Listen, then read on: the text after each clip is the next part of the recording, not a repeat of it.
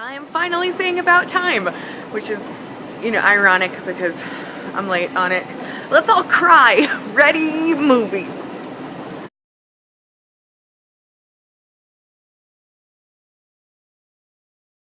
Watching movies, especially movies like this, I am critical and cynical and usually skeptical to a fault. About Time had me in a puddle of tears in the theater, and it has been a long ass time since a movie has done that.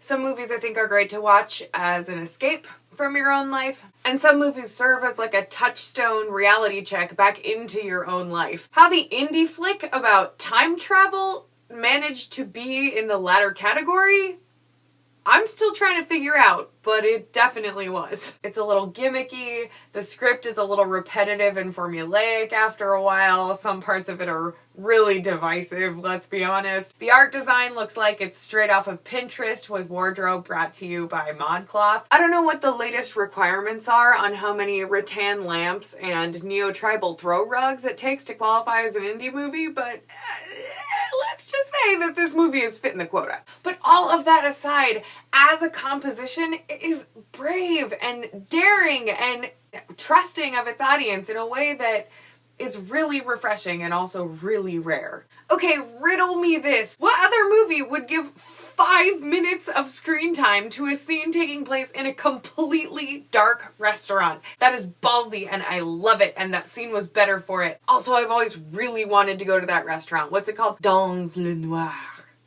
Do you speak French? I don't. Or any movie can take an adorable wedding and rain on it. But that wasn't nearly enough for About Time. They had to take the most painstakingly quirky wedding of all time, not only rain on it, but throw tempestuous wind at it, collapse the tent entirely, blow away the entire wedding party, and leave us with moody playwright and dissolving cupcakes in the rain. So good! They took all the dumb cliches and tropes that go along with this genre and just blew them up, which that just hits me in the squishy places. They also dusted off a bunch of the tired tropes that we haven't seen in a while. Like, when was the last time that we saw a live band make an appearance and do basically a contextual music video? In another movie, I probably wouldn't have had the patience for that, but this movie just totally got the joke, and I was completely on board. And I may not have been so completely on board, except that the script was so carefully written. Just enough tie-in and callback, and a really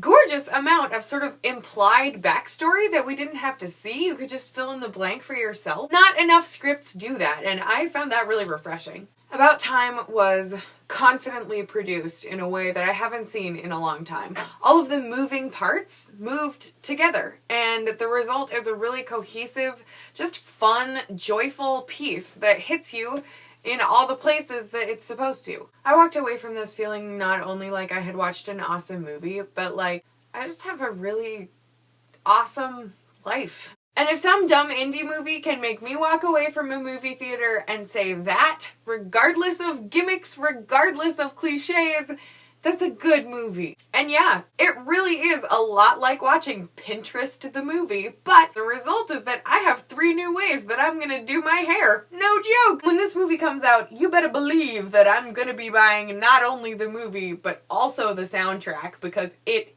is awesome. You got me, About Time.